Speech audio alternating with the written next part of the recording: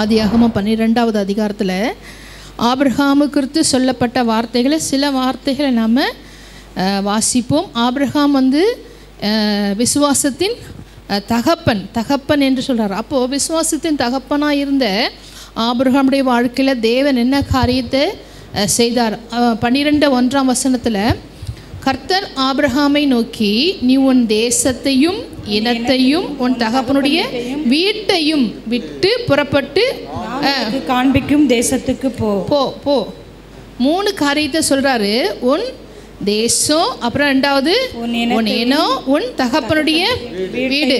இப்போ நம்மளை யாரும் வந்து அப்படி சொல்லலை. என்ன, ஆபிரகாமுக்கு அன்னைக்கு அவர் இருந்த வீடு, சொந்த ஜனங்கள், அதாவது இன்றைக்கி நம்மளை வந்து ஆண்டவர் வந்து கல்தரி தேசத்தை விட்டு எப்போ இந்த ஊரை விட்டு சென்னையை விட்டு அப்படி மற்ற இடங்களுக்கு போகணும். இன்றைக்கி ஆண்டவர் நம்ம சொல்லலாம். இன்றைக்கி ஆண்டவர் வந்து உலகத்திலிருந்து பிரிக்கப்பட்ட ஜனங்கள். நம்ம உலகத்தோட உலகமாக இருந்தோம். விக்கிரகாரனை, இதுவும் அந்த ஆபிரகாம் ஒரு வகையில் பார்த்தா விக்கிரகாரனை ஒரு வணங்குற ஒரு குடும்பம்தான் அந்த குடும்பம். இன்னொன்று பார்த்திங்கன்னா அந்த தேசம் எப்படி தேசம்னா அது வந்து நிலா வணக்கம். அந்த தேசம் வந்து நிலாவை வந்து வழங்குற ஒரு ஊர். அப்புறம் வந்து பார்த்திங்கன்னா அந்த ஜனங்கள் எப்படின்னா, அதாவது வேசித்தன ஆவிகள் அந்த ஊரில் இருந்த எப்படிப்பட்ட கிரியைகள் இருந்தது. அப்போ நம்ம ஊர் அப்படி தான் இருக்குது, நம்ம சுற்றி இருக்குது. இப்படிப்பட்ட ஜனங்களை விட்டு, தேசத்தை விட்டு, இனத்தை விட்டு, தகப்பனுடைய வீட்டையும் விட்டு புறப்பட்டு நான் உனக்கு காண்பிக்கும் தேசத்துக்கு போ. நான் உனக்கு சொல்லுகிற இடத்துக்கு போப்பா, இந்த தேசத்துக்கு போப்பா.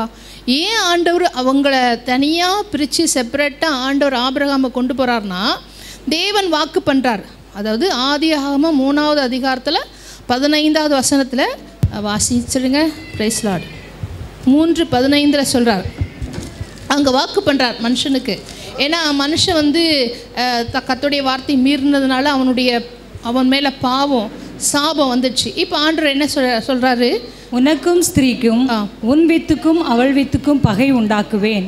அவர் உன் தலையை நசுக்குவார், நீ அவர் குதிங்காலை நசுக்குவாய் என்றார். அப்போ ஆண்டவர் சொல்கிறாரு, நான் வருவேன்ப்பா, ஒரு ஸ்திரீன் ஒரு பெண்ணின் வித்தா நான் வருவேன், பூமியில் வருவேன், மனுஷனாக வருவேன், மாம்ச சாயில் வருவேன். வந்து நான் என்ன செய்வேன்? சாத்தான் தலையை சிலுவையில் நசுக்குவேன். அவன் என்ன செய்வான்? ஏன் காலை நசுக்குவான்.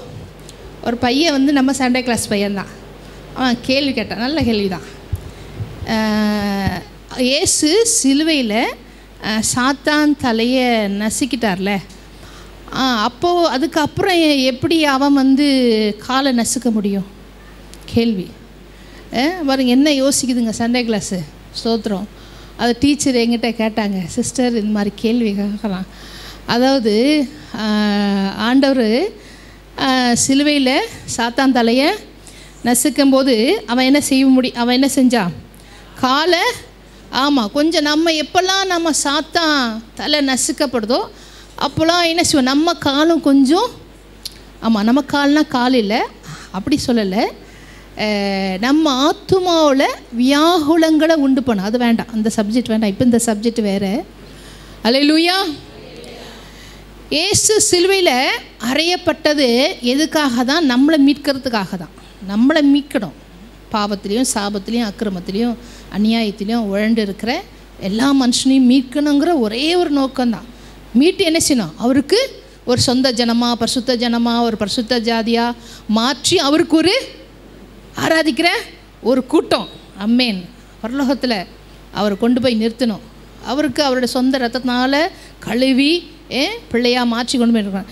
இப்போ இதுக்கு வந்து யார் தேவைப்படுறா? ஒரு மனுஷன் தேவைப்படுறான். அவனை விசுவாசத்தில் என்ன செய்யணும்? கொண்டு போகணுமே, நடத்தணுமே. அப்போ அவனை என்ன செய்கிறார்? ஒரு பிரிக்கப்பட்ட ஒரு மனுஷனாக. அல்லேலூயா. சில காரியங்கள் நம்மளை விட்டு தேவன் ஏன் பிரிக்கிறார்னா, நாம் அவருக்காக செயல்படுகிற ஒரு மனுஷர்களாக நாம் மாறணும். அல்லேலூயா. அப்போ சில காரியத்தை நம்மளை விட்டு பிரிப்பார். அது பிரிக்கும்போது கொஞ்சம் நமக்கு என்ன செய்யும்? கொஞ்சம் அப்போ வீட்டை விட்டு புறப்பட்டு போகும்போது, அப்போ ஆபிரகாம், நீங்கள் சாதாரணமாக சொல்கிறோம் நம்ம, ஆபிரகாம் உண்மையிலே உன் வீட்டை விட்டுப்பா, எல்லாத்தையும் விட்டுட்டு வெளியே வேணா, மனசு எப்படி இருக்கும்? அன்று இவ்வளோ காலம் நான் இங்கே தான் இருந்தேன், எல்லா ஊரில் தான் இருந்தேன், இப்போ சொல்கிறீங்களே. அப்போ மனசு கொஞ்சம் கஷ்டம்தான், கொஞ்சம் கஷ்டம். நம்மளால அப்படி சொல்லலாமா? நம்ம சொல்கிறது வேறு, நமக்கு இன்றைக்கி ஆண்டு சொல்கிறது வேறு. உன் மாம்சத்துக்கிறீங்களே என்ன செய்? மாம்சத்தையும் அதன் ஆசை இச்சைகளும் சிலுவையில். அது இன்றைக்கி நமக்கு சொல்கிற உபதேசம் வேறு, சபைக்கு சொல்கிறேன். அன்னைக்கு சொன்னது. ஆனால் கொஞ்சம் கஷ்டம்தான். ஏன்னா சொந்த பந்தத்தையெல்லாம் விட்டுட்டு எல்லாத்தையும் விட்டுட்டு வெளியே வர்றதுன்னா, அந்த ஊரை விட்டு வெளியே வர்றதுன்னா கொஞ்சம் கஷ்டம்தான். இவ்வளோட இத்தனை நாள் பழகிட்டோம், இத்தனை நாள் பேசிட்டோம். ஆனால் சொல்கிறாரு, நான் உன்னை என்ன செய்ய போகிறேன்? பெரிய ஜாதியாக்க போகிறேன். நான் உன்னை ஆசீர்வதித்து உன் பேரை பெருமைப்படுத்த போகிறேன். அது மட்டும் உள்ள 3வது வசனத்தில், பூமியில் உள்ள வம்சங்களாக உனக்குள்ள என்ன செய்ய போகிறேன்? நான் ஆசீர்வதிக்க போகிறேன். ஆமேன், ஹல்லேலூயா. இந்த ஆபிரகாமுக்குரிய வாக்கு தத்தங்கள், அதாவது தேவன் என்ன சொன்னாரோ அதுதான் இன்றைக்கு நமக்கு ஆண்டவர் சொல்றாரு. கலாத்தியர் 3:16 நீங்கள் வாசிக்கும்போது வாசிக்க வேண்டாம். அதில் சொல்லப்பட்ட வசனங்கள் என்ன சொல்கிறாருன்னா, நீ விசுவாசத்தினாலே ஆபிரகாமுக்கு உண்டான ஆசீர்வாதத்தை கிறிஸ்து இயேசுவினாலே புறஜாதிகளாகிய நமக்கு வரும்படியாக. அப்போ அந்த பிரஜாதிகளாகிய நம்ம இயேசு கிறிஸ்துவினாலே விசுவாசத்தில் கொண்டு வந்துட்டார், அவரோடு சேர்த்துட்டார். இப்போ சேர்த்து நமக்கு என்ன செய்கிறார்? அந்த ஆபிரகாமுக்குரிய சுதந்திரத்தை நமக்கு தரும். ஆபிரகாமுடைய சுதந்திரத்தில் ஒன்று என்ன? பூமியில் உள்ள வம்சங்களை உனக்கு என்ன செய்ய முடியும்? உனக்குள் நான் ஆஸ்வதிக்கும். அப்போ நம்ம மூலமாக என்ன செய்ய விரும்புகிறார்? அந்த பூமியில் இருக்க எல்லா குடும்பத்தையும் தேவன். அப்போ எத்தனை பேருக்கு நம்ம குடும்பங்களுக்கு நம்ம ஆசீர்வாதமாக இருக்கிறோம்? ஹல்லேலூயா. எத்தனை குடும்பங்களுக்காக நீ ஜெபிக்கிறீங்க? ஆண்டவரே, நீங்கள் சொன்னீங்களே ஆபிரகாமுக்கு நான் ஆசீர்வாதம் எனக்குள்ளே தருவேன்னு சொல்லியிருக்கீங்களே, கிறிஸ்து இயேசு மேலே விசுவாசத்தை ஒரே ஒரு காரணத்துக்காக சொன்னீங்களே. அப்போ அநேக ஜனங்களுக்கு, அநேக குடும்பங்களுக்கு நான் எப்படி இருக்கணும்? ஆசீர்வாதமாக இருக்கும். ஆசீர்வாதம் நம்ம என்னம்மா? அவங்களுக்கு காசு பணம் கொடுக்க சொல்கிறாரா? இயேசு கொடுத்தா போதுமா? ஹல்லேலூயா. ஆமாம், அது கொடுத்தா போதும். ஆமேன். தானாக எல்லாம் தேடி வரும். ஹல்லேலூயா. இயேசு அவங்க வாழ்க்கையில் வந்துட்டா போதும். அவங்க கஷ்டம் மாறும், தொல்லைகள் மாறும், கவலை மாறும், துக்கம் மாறும். ஆமாம், நம்ம இயேசு வச்சுக்கிட்டு நாம் நேசிக்கூடாது. அடுத்தவங்களுக்கு இயேசு பற்றி சொல்கிறோம், கவலைப்படாதீங்க, ஆண்டவர் மேலே விசுவாசிங்க, ஆண்டவர் உங்களுக்கு உதவி செய்வார், நம்ம அவங்களுக்கு சொல்கிறோம். இப்போ அவங்களுக்கு சொல்லிவிட்டு நம்ம என்ன செய்யறோம்? சில வேளையில் நம்ம கவலையோடு இருக்கோம். ஹலோ, இயேசுவை அவங்க இல்லாமல் கவலைப்படுறாங்க. அது அவங்க கவலைப்படுறது ஒரு இருக்கட்டும். ஆனால் இயேசு வச்சுக்கிட்டு நம்ம என்ன செய்யக்கூடாது? கவலையோடு இருக்கக்கூடாது. ஏன்னா கவலையை வாங்குகிற ஒரு இடம் என்ன செய்யுது? அவருடைய பாதம். ஹல்லேலூயா. போகணும். ஆண்டவரே என்ன கவலை இருக்குது, மனசில் என்ன இருக்குது, என்ன வேதனை இருக்குது? ஆண்டவர் சோத்திரம்ப்பா, உங்கள் சமூகத்தில் வந்திருக்கேன், ஆண்டவரே சொல்லுங்கள். சொல்லிட்டு என்ன செய்யக்கூடாது? ஃப்ரீயாக படனா என்ன செய்யக்கூடாது? அப்பா ஆண்டவர்கிட்ட சொல்லியாச்சுப்பா, இனிமேல் என்ன செய்யலை, ஆண்டவர் என்ன செய்வார்? எல்லாத்தையும் பார்த்துப்பார். அதனால ஃப்ரீயாக இல்லை, அவர் ஃப்ரீயாக விடலை. ஆண்டவர் அடுத்தது என்ன சொல்கிறாரு? என் பாரத்தை நீ என்ன செய், வாங்கி நீ போகும்போது உன் பாரத்தை நீ கொடுத்துட்டமா, நான் வாங்கிட்டேன், சரியா? போகும்போது சும்மா போகாத, என்ன செய்? அப்போ என்ன செய்யணும்? ஜெபிக்கும் போது உங்கள் பாரத்தை சொல்லிட்டீங்க, போகும்போது என்ன செய்யணும்? உங்கள் பாரம் என்னப்பான்னு கேட்கணும்.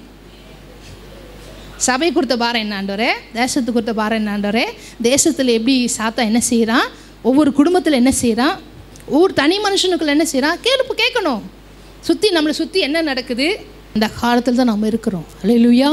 இதிலிருந்து நம்ம தப்பி பிழைக்கும்படியாக ஒரு சில கூட்டத்தை நாம் என்ன செய்யணும்? அதிலிருந்து மீட்கும்படியாக, மீட்பின் பொருளாக தேவன் என்ன செஞ்சுருக்காரு? நம்மளை ஆண்டவர் இந்த பூமியில் வச்சுருக்காரு. ஹல்லேலூயா. ஆண்டவரே, என்னை ஒரு மீட்பின் பொருளாக மாற்றுங்க. ஆபிரகாம் தெரிஞ்சுக்கிட்டார், அப்பா உனக்குள்ளே ஒரு ஸ்திரீயின் வித்தா நான் வருவேன்னு சொன்னல, அந்த வித்து தான் உன்னை நான் தெரிஞ்சிட்டேன். இப்போ உன்னுடைய சந்ததியில் நான் யார் வரப்போகிறேன்? கர்த்தராகிய இயேசு கிறிஸ்து நான் பூமியில் வரப்போகிறேன். ஹல்லேலூயா. அப்போது விசுவாசத்தின் மனுஷனை ஆண்டவர் தெரிஞ்சுக்கிட்டாரு. ஆனால் அந்த விசுவாசனுடைய மனுஷனுடைய வாழ்க்கையில் சொல்கிறாரு, அவன் 12ஆம் அதிகாரத்தில் 7-8 வசனத்தை வாசிப்போமே.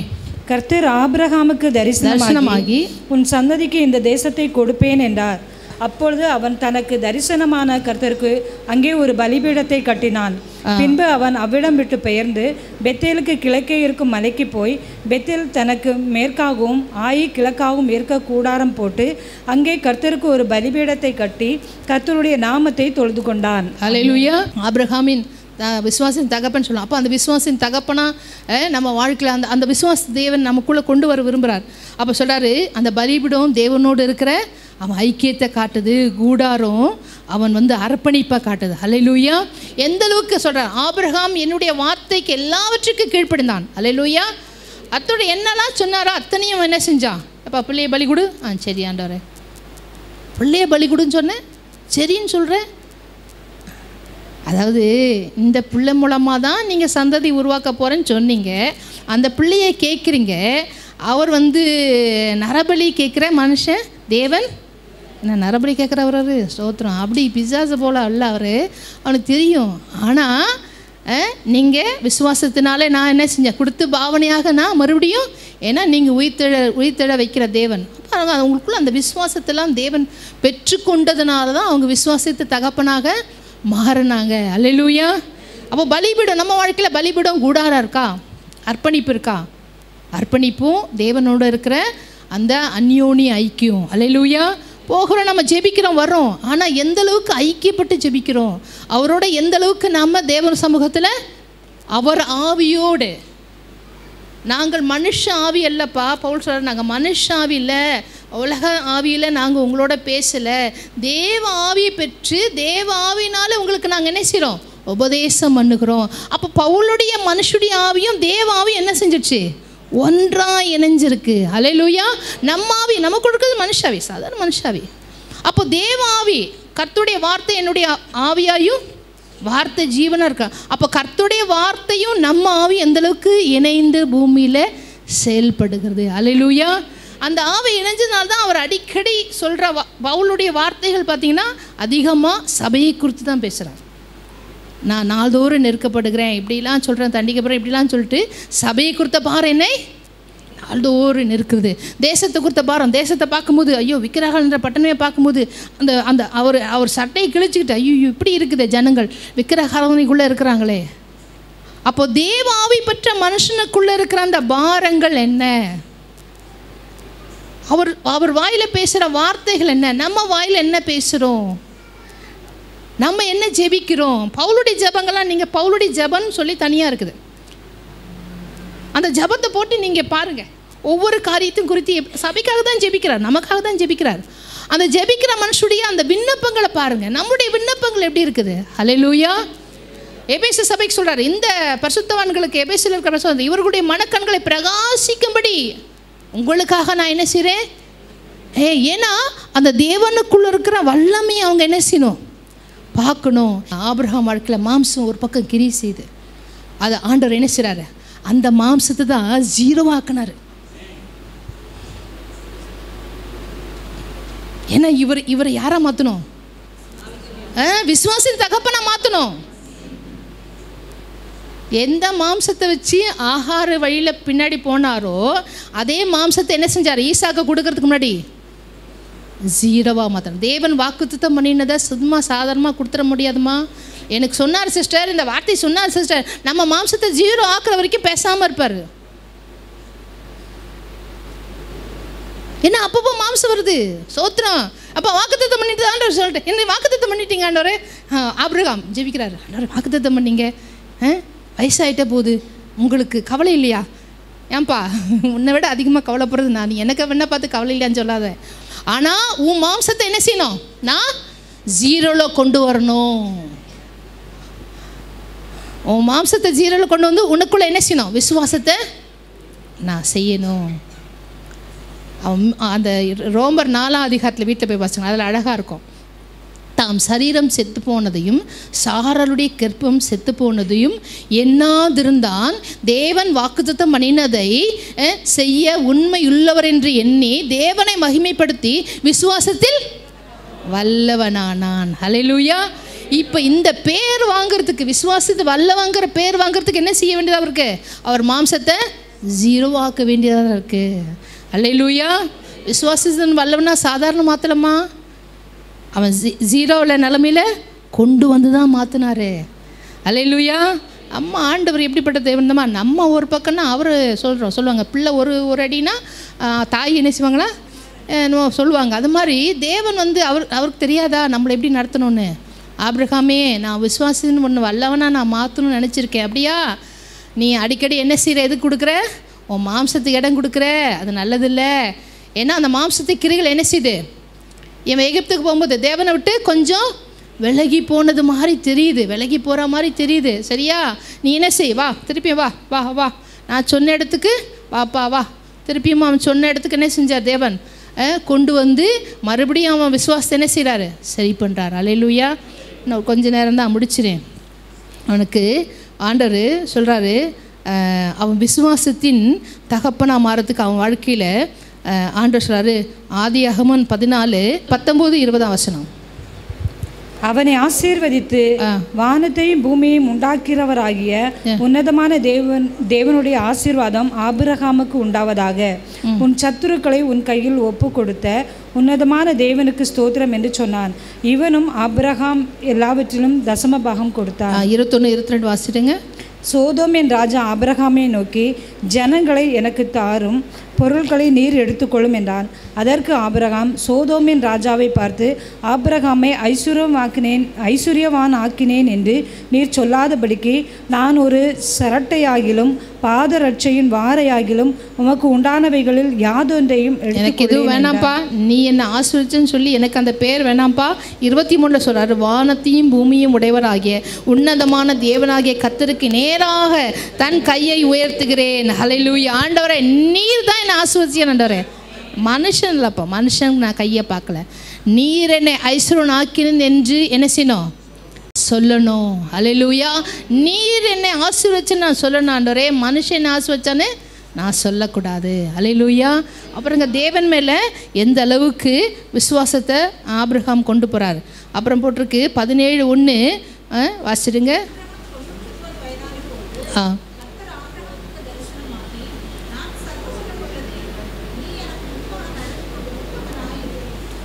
அதாவது அவனுக்கு ஆண்டவர் வெளிப்படுத்துகிறார்.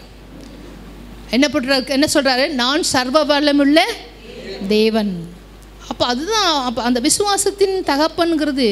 அந்த சர்வ வல்லமுள்ள தேவனுங்கிறத எப்போ அது ஆவியில் வெளிப்பட்டுச்சோ அந்த நாள் பாருங்க. இதெல்லாம் ஆபிரகாம் காலத்தில் ஆவியில் வெளிப்பட்ட காரியம். அதுக்கப்புறம் தான் எழுதுனாங்க. எழுத்தின் வடிவை நம்ம பார்க்குறோம். அப்போ அவங்க ஆவியில் தேவன் என்ன செஞ்சுருக்காரு? வெளிப்பட்டிருக்காரு. அந்த வெளிப்பாடு பெற்ற அந்த நாளிலிருந்து அவர் என்ன சொல்கிறாரு? நீர் மரித்தோரிலிருந்து உயிர்ப்பிக்கிறவர், இல்லாதவைகளை இருக்கிறவர்கள் போல் அழைக்கிறார். அந்த அந்த அந்த விசுவாசத்தை வச்சு தான் அவங்க என்ன செஞ்சுருக்காங்க? அவங்க வாழ்க்கையில் பலப்பட்டிருக்காங்க. ஹல்லேலூயா. நாமளும் ஜெபிக்கிறோம். நம்ம ஆவியில் தேவன் அவரை குறித்த வெளிப்பாடை நாம் என்ன பெற்றுக்கொள்கிறோம்? நான் சொல்லுவேன், ஆண்டவரே, அடிக்கடி சொல்கிற வார்த்தை, நீர் நல்லவர் ஆண்டவரே, நல்லவர். நான் மூச்சு சொல்லுவேன், ஆண்டவர் நல்லவர். ஆனால் ஒன்று ஆண்டவரே, நான் நல்லவர்னு, நீர் நல்லவர் தான். நான் சொன்னாலும் நீங்கள் நல்லவர் தான். ஏன்னா தேவன் நல்லவர். நம்ம சொன்னாலும் அவர் நல்லவர் தான். ஆனால் என் வாழ்க்கையில் நீங்கள் நல்லவருங்கிறத என்ன செய்யணும்? நான் சொல்லணும் ஆண்டவரே. என் வாழ்க்கையில் நான் சொல்லணும். என் வாழ்க்கையில் நீங்கள் நல்லவராக நீங்கள் எனக்கு வெளிப்படலைன்னா நான் வேறு வார்த்தை என்ன செஞ்சக்கூடாது? நான் அறிக்கை செஞ்சிடக்கூடாது. நான் சொல்லுவேன், ஆண்டவரே நீர் நல்லவர். நான் சொன்னாலும் என் வாழ்க்கையில் நீங்கள் நல்லது செஞ்சாலும் சரி, செய்யாமல் போனாலும் சரி, நீர் எப்படிப்பட்டவர்? நல்லவர். ஆனால் நான் என்ன செஞ்சிடக்கூடாது? என் ஆத்துமா, ஆண்டவரே அந்த நல்லவருங்கிற வார்த்தை என்ன செஞ்சிடக்கூடாது? நான் வேறு வார்த்தை சொல்லிடக்கூடாதப்பா.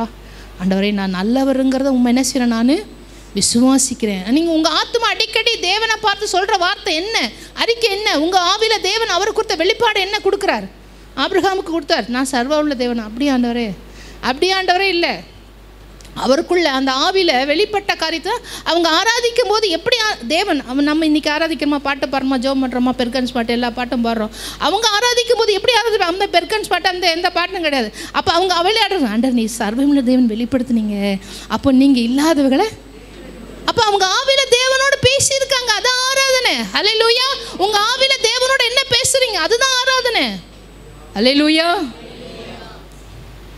நம்ம பாட்டு பாடுறோம், யார் எழுதின பாட்டு நம்ம பாடுறோம். அவங்க விசுவாசத்தில் அந்த வார்த்தையை சங்கீதத்தில் ஒவ்வொரு வார்த்தையும் விசுவாசித்து பெர்க்மன் செய்திருக்காரு.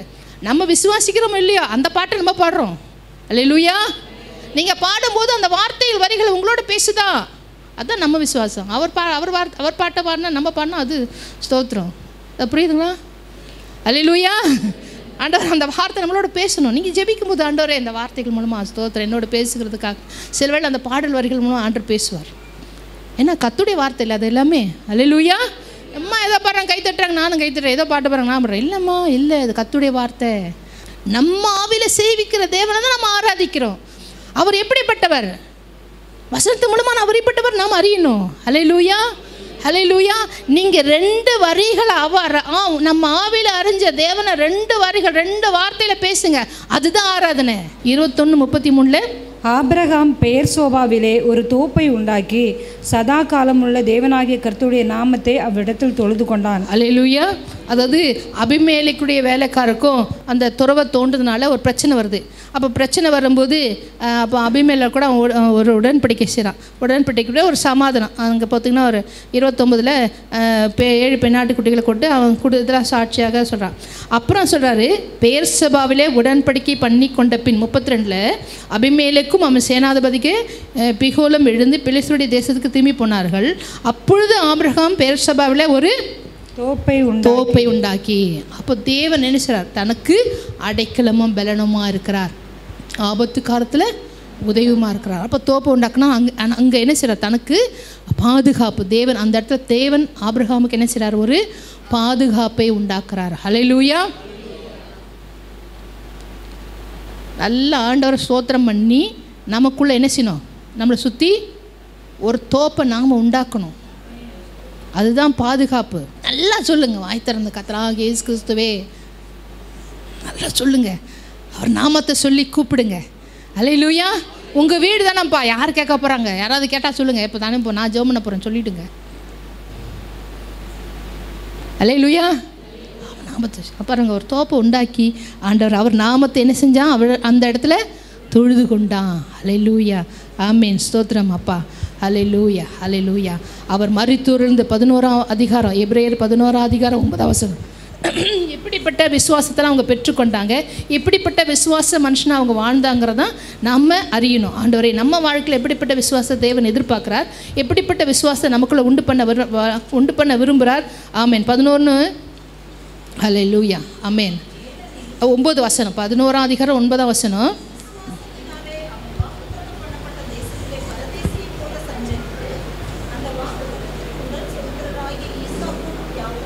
கூடாரங்களே குடியிருந்தான். அப்புறம் போட்டு அந்த இருக்கட்டும். மேலே வந்து அந்த 17, 18, 19 அதே அதிகாரம் 17, 18, 19.